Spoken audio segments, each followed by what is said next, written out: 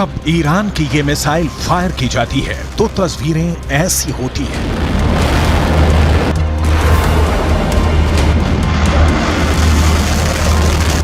जब ईरान की ये मिसाइल अपने टारगेट पर गिरती है तो धमाका ऐसा होता है।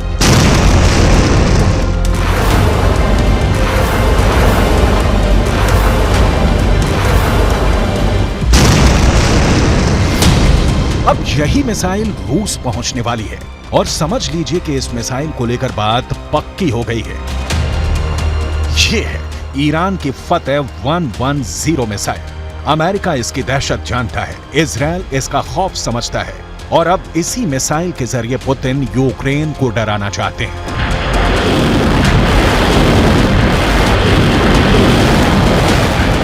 रिपोर्ट यह है कि ईरान की ये मिसाइल रूस पहुंचने वाली है और ऐसा अक्टूबर में ही हो सकता है। फतेह 110 को टेस्ट हुए पूरी दुनिया ने बहुत देखा है। अब इसकी असली हमले वाली लॉन्चिंग भी दुनिया जल्दी देखेगी। ऐसा क्यों होगा, इसके बारे में वॉशिंगटन में मौजूद institute of study of war ने बहुत साफ साफ बात बता दी है।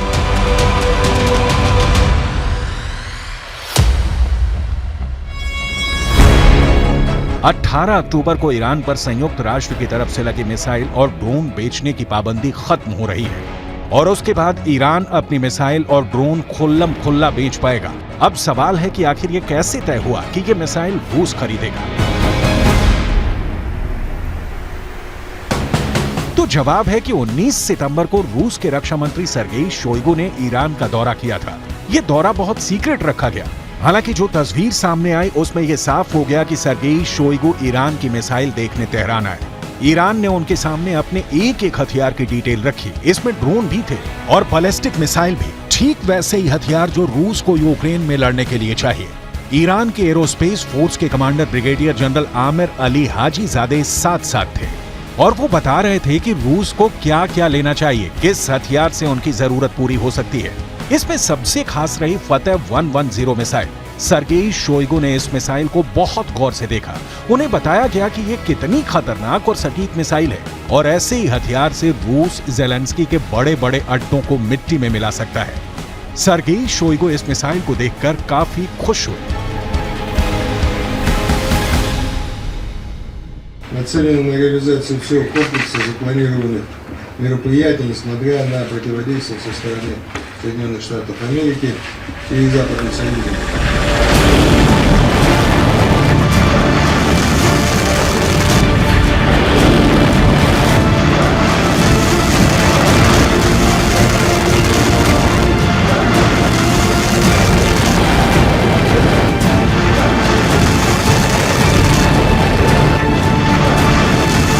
अब इससे ये बात साफ हो रही है कि 18 तारीख को जब ईरान की मिसाइल सेल पर पाबंदी हटेगी तो इसका सबसे बड़ा फायदा रूस को ही होगा और सबसे बड़ा नुकसान सिर्फ यूक्रेन को नहीं होगा, ये बात भी तय है।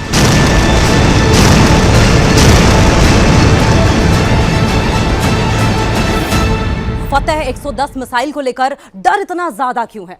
क्यों है इतना ज्यादा खौफ? क्यों ईरान और रूस के दुश्मन बहुत ज्यादा घबराए हुए हैं? इसकी बहुत सी बारीक बातें हैं, आपको एक एक करके बताते हैं। इंफॉर्मेशन वॉल के जरिए आपको समझाने की कोशिश करेंगे कि क्यों इतना ज्यादा खौफ इस tactical short range ballistic missile को लेकर है। ईरान की यह मिसाइल 300 किलोमीटर की रेंज तक हमला कर सकती है। इसकी रेंज 300 किलोमीटर है और 300 किलोमीटर की रेंज में जो भी इसके दायरे में आए उसे नेस्त नाबूद कर देगी, उसे तबाह कर देती है। यानी कि शॉर्ट रेंज मिसाइल जरूर है ये। शॉर्ट रेंज मिसाइल होने के नाते कम दूरी के टारगेट पर बहुत बड़ी तबाही मचा सकती है। 3500 किलो भारी इस मिसाइल में 500 किलोग्राम का वॉरहेड है। ये 3500 किलो की जो मिसाइल आप देख रहे हैं फतेह 110, 500 किलो का वॉरहेड ले जाने में सक्षम है ये। यानी कि जहां ये मिसाइल गिरती है वहां 500 किलो वाले बम का धमाका होता है जो सिर्फ और सिर्फ अपने साथ तबाही लेकर आता है। ये अपने टारगेट के 3 मीटर के दायरे में गिरती है और एक बैलिस्टिक मिसाइल का इतना ज्यादा सटीक होना यकीन मानिए बहुत बड़ी बात है। यह मिसाइल मिडिल ईस्ट में अमेरिका के खतरे को देखते हुए बनाई गई थी और यही बात है जो पुतिन को बहुत ज्यादा इस फतेह 110 मिसाइल के बारे में पसंद आ गई है। यह मिसाइल इस वक्त हमास के पास है। हमास वो इस्लामी चरपंथी ऑर्गेनाइजेशन है जो कि इस वक्त पैलेस्टाइन में एक्टिव है और इजरायली सेना को खदेड़ने में सक्षम है।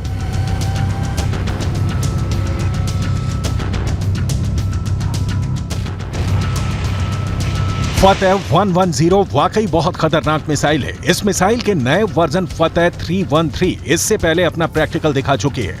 इसी मिसाइल से ईरान ने इराक में मिलिट्री बेस पर हमला किया था।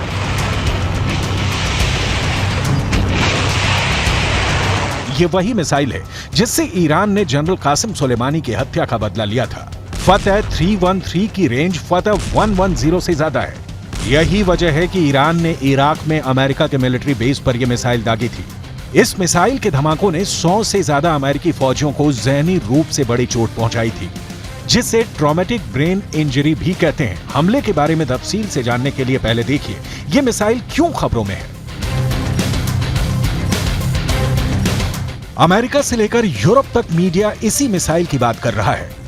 इजरायल में भी यही मिसाइल चर्चा में है। पुतिन ने ईरान से फतेह 110 को लेकर बात पक्की कर ली है। यूक्रेन की मीडिया और सरकारी सोर्स भी अब ईरान के इस मिसाइल को लेकर बहुत ज्यादा दहशत में है। ईरान की यह मिसाइल 2002 में तैयार की गई थी। इसका निर्माण 2002 में हुआ था और तब से इसके कई वर्जन बनाए जा चुके हैं। इसका एडवांस 1 वर्जन जो है वो ज्यादा इस्तेमाल किया जाता है। इसका आधुनिक और लंबी रेंज वाला वर्जन 313 है। इसकी रेंज 500 किलोमीटर से ज्यादा की है, यानी कि 500 किलोमीटर के दायरे में जो भी इसके टारगेट पर आता है वो खत्म तबाह हो जाता है। और इस मिसाइल ने खुद को साबित करके दिखाया भी है।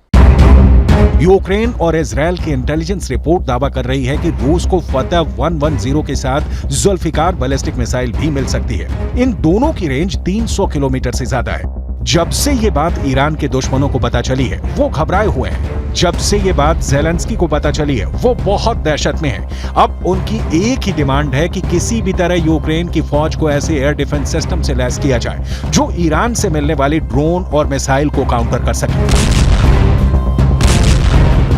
Сьогоднішній російський обстріл ракетами і дронами теж призвів до нових перебоїв з електрикою, але це виправляється.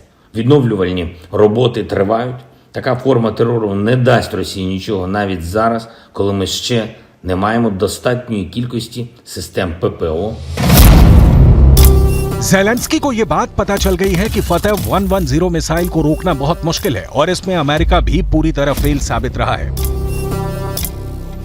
8 जनवरी 2020 को ईरान ने जब इराक में अमेरिका के 2 मिलिट्री बेस पर हमला किया, ये उसकी सैटेलाइट तस्वीरें हैं। ईरान ने चुन चुन कर अमेरिका के अड्डों को तबाह किया था। कई हैंगर, कई कमांड कंट्रोल सेंटर पूरी तरह तबाह हो गए थे। अमेरिका को हमले की जानकारी तो मिल गई थी, इसलिए उसके सैनिक आसपास अंडरग्राउंड हो गए थे।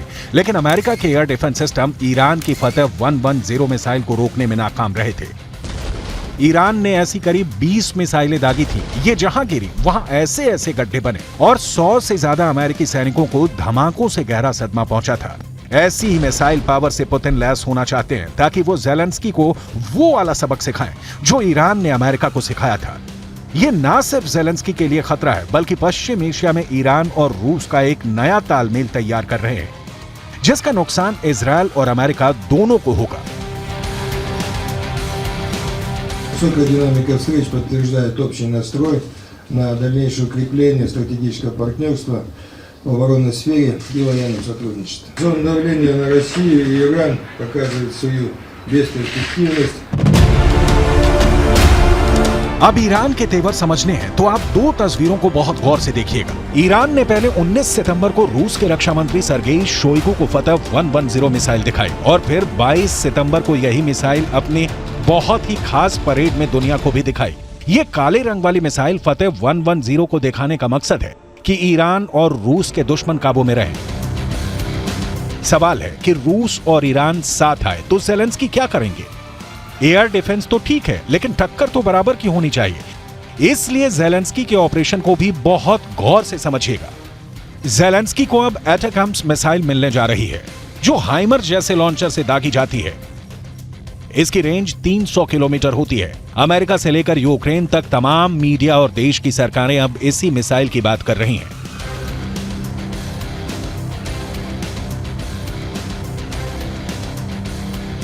एटैकम्स मिसाइल पर अमेरिका ने अभी तक खामोशी बनाए रखी थी, लेकिन अब वो ये मिसाइल यूक्रेन को भेज रहा है। अगर जेलेंस्की को ये मिसाइल मिली तो उनके हमले रूस के अंदर तक होंगे और ये युद्ध का दायरा बढ़ाने वाला बड़ा खतरा हो सकता है। अमेरिका को मालूम है कि जेलेंस्की ईरान से सप्लाई किए गए शाहिद 136 के आगे लाचार हो चुके हैं, और अगर उन्हें फतेह 110 जैसी मिसाइल मिली तो रूस की फौज कैसे कीव को रौंदते हुए आगे बढ़ जाएगी।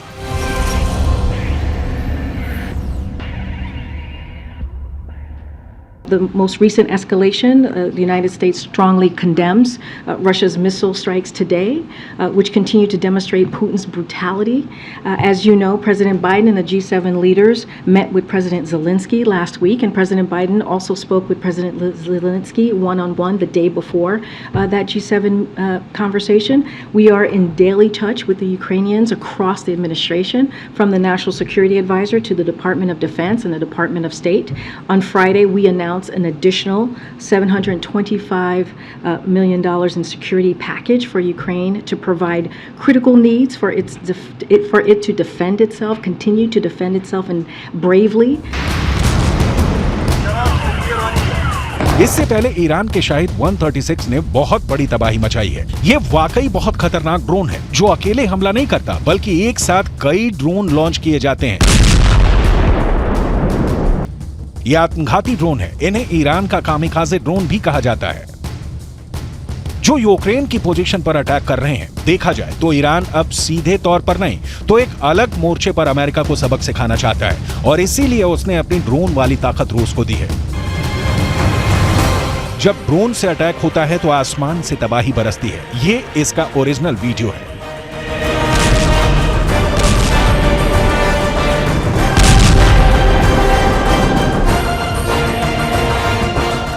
ड्रोन जब ऐसे गिरता है तो बचने का कोई तरीका नहीं रहता।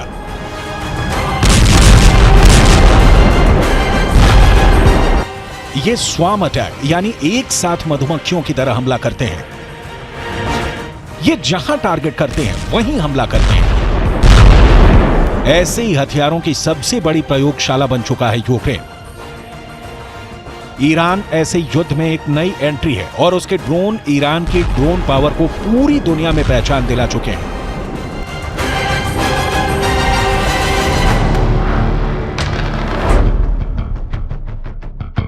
अब बारी फतेह 110 मिसाइल की है, जो पुतिन को गजब की पावर देगी। ईरान के हथियार मिलने से पुतिन को जबरदस्त फायदा हुआ है, जबकि जेलेंस्की को अब बड़े नुकसान का खतरा समझ में आ गया है, क्योंकि अब ड्रोन के साथ रूस के पास ईरान की मिसाइल भी आने वाली है। पुतिन और ईरान की दोस्ती अक्टूबर के महीने में अमेरिका और नाटो को बहुत धक्का पहुंचा सकती है। ईरान से निकाली गई आग अब यूक्रेन में नए शोले भड़काने वाली है, और पुतिन इसके लिए पूरी तरह तैयार हो चुके हैं।